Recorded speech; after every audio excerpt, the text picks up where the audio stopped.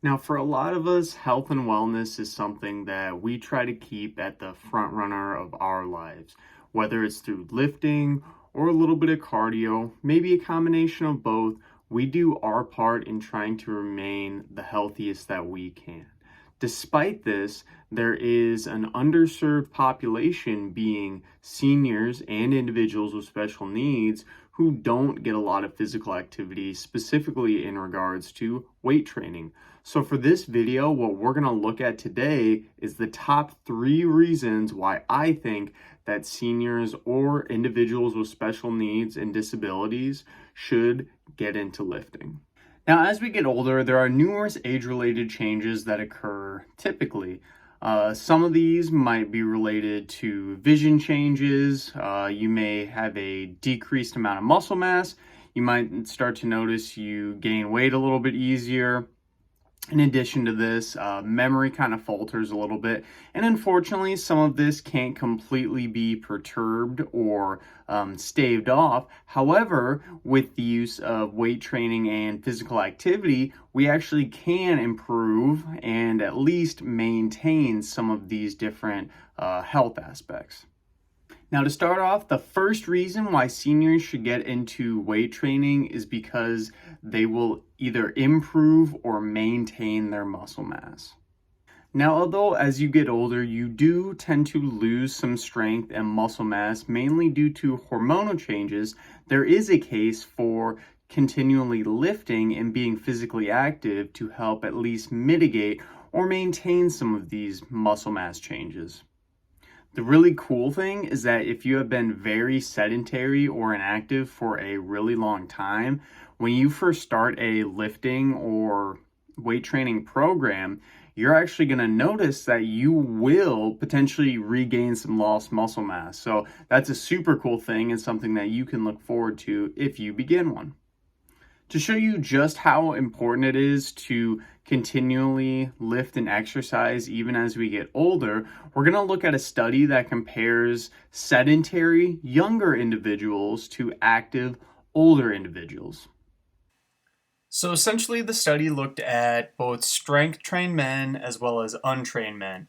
And they looked through numerous different ages, all the way from 20 to 80-year-old, and kind of compared the general strength of their knee extensors, so the muscle that kind of straightens your leg. And what they found between the strength trained men and the untrained men is that in the untrained men, 30-year-olds is basically when your strength and muscle mass slowly, naturally starts to go down over the years. What they did find, though, and this was intriguing, is that an 80-year-old male had greater knee extensor strength than a 40-year-old untrained man. This really does show how important it is to stay physically active as we get older, because that 80-year-old man was technically stronger than that 40-year-old untrained man. So we can put that in perspective. That's some pretty crazy data right there.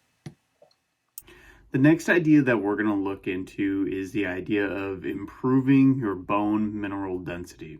Now, bone mineral density is something that becomes increasingly important as we age, often because individuals who don't participate in consistent physical activity or get enough nutrients in their diet often have a low bone mineral density.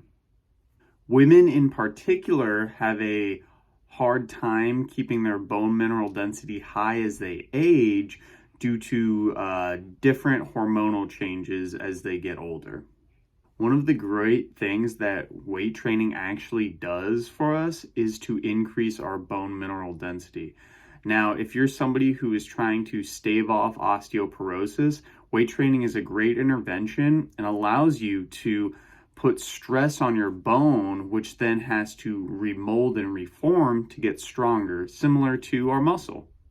The big benefit in having good bone mineral density is that in the case of a fall, which, let's be honest, older individuals often have a tough time with their balance and reducing the risk of falls, you will have a less likely chance of fracturing yourself. So individuals who fall and have osteoporosis have a very high chance of fracturing some of their bones, which after fracturing that bone is likely going to lead to more inactivity and less chance of you recovering fully, essentially leading you to a life full of disability, which is what nobody wants. Now, the last reason why I think that seniors or individuals with special needs should get into lifting or just physical activity in general is because it gives them the confidence to do things that they didn't normally think that they can do. For example, there have been numerous individuals that I've worked with who, in just a little bit of physical activity and weight training, they said to themselves and me, hey, I didn't think I could do this. And in turn, outside of the gym, they told me about things that they tried through being active that they normally wouldn't have. So as we can see, just this little bit of movement and activity in the gym goes a long ways with your psychological awareness outside of the gym. If we hadn't tried things out that kind of pushed them outside of their comfort zone inside the gym, they may have never pushed themselves outside of the gym. On top of this, you may find yourself curious about the different types of physical activity that you can do. So for example, if you're trying to move a bunch of pallets of anything with your grandkids, if you are an older individual, you may try to help out next time compared to beforehand, you may not have tried to help. So of course, there is a multitude of other reasons that seniors or individuals with special needs should get into lifting, but this is just a few of the reasons why I think are important and potentially what you may think are important as well. I really appreciate the time for you guys watching this video.